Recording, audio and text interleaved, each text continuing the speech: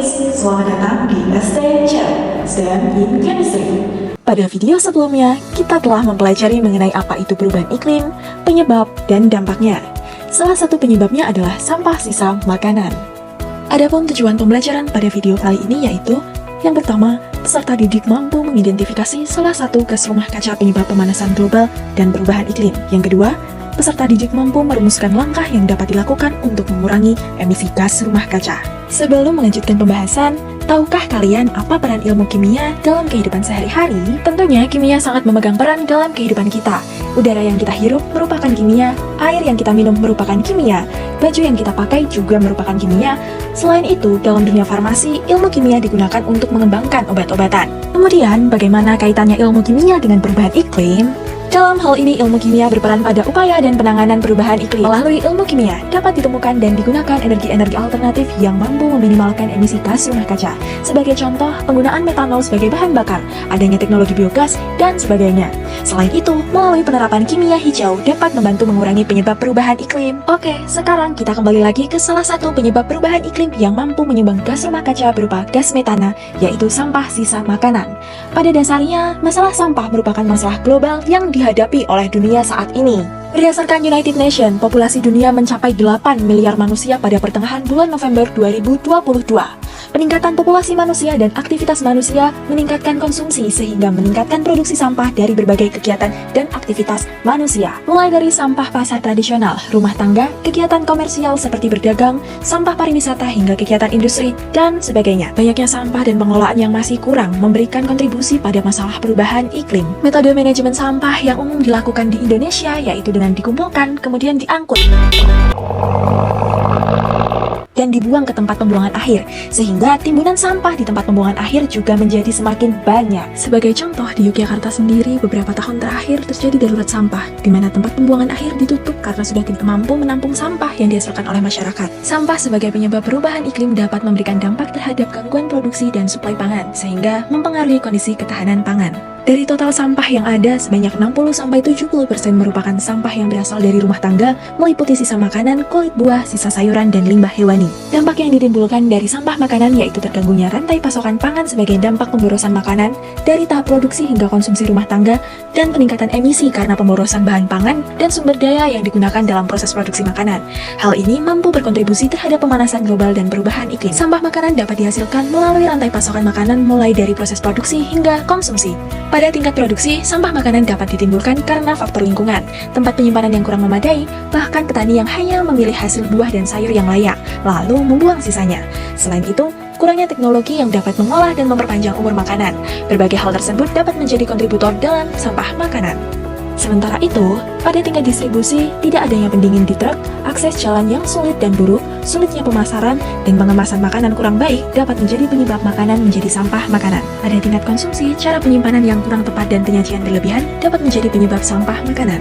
Berdasarkan UNEP Food Waste Index Report 2024, Indonesia menduduki peringkat pertama di Asia Tenggara sebagai penghasil sampah sisa makanan dengan total mencapai 14,72 ton per tahun. Banyaknya sampah makanan yang ada di Indonesia dapat disebabkan karena kebiasaan membuang sampah yang masih layak konsumsi, di mana hal ini menjadi norma di sebagian masyarakat. Selanjutnya, adanya perilaku lapar mata yang cenderung membeli atau memesan makanan dalam porsi yang tidak sesuai dan berakhir dengan dibuang.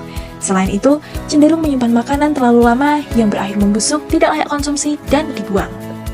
Sampah makanan mampu menghasilkan emisi gas rumah kaca berupa gas metana, di mana gas ini lebih kuat daripada karbon dioksida dalam jangka pendek. Gas metana dari sampah makanan dihasilkan melalui pembusukan anaerobik yang terjadi akibat penumpukan sampah organik, termasuk sampah makanan. Proses terbentuknya gas metana melalui 4 tahapan reaksi, yaitu reaksi hidrolisis, asidogenesis, asetogenesis, dan metanogenesis. Reaksi hidrolisis merupakan reaksi perombakan bahan organik kompleks menjadi unit yang lebih kecil atau perombakan bahan organik yang tidak larut menjadi bahan organik yang larut melalui bantuan dari bakteri anaerob. Reaksi asidogenesis merupakan reaksi lanjutan dengan merombak hasil hidrolisis menjadi senyawa organik yang lebih sederhana. Sebagai contoh, rantai pendek asam volatil dan alkohol melalui bantuan bakteri asidogenik. Berikutnya, reaksi asetogenesis yang merupakan reaksi tahap ketiga proses dekomposisi anaerobik sampah organik dengan melibatkan bakteri asetogenik untuk mengkonversi hasil reaksi asidogenesis menjadi hidrogen, karbon dioksida, dan asam asetat. Yang terakhir yaitu reaksi metanogenesis yang merupakan reaksi pembentukan gas metana dengan bantuan mikroorganisme metanogenik. Metana dapat terbentuk dari hasil reaksi sebelumnya melalui dua langkah.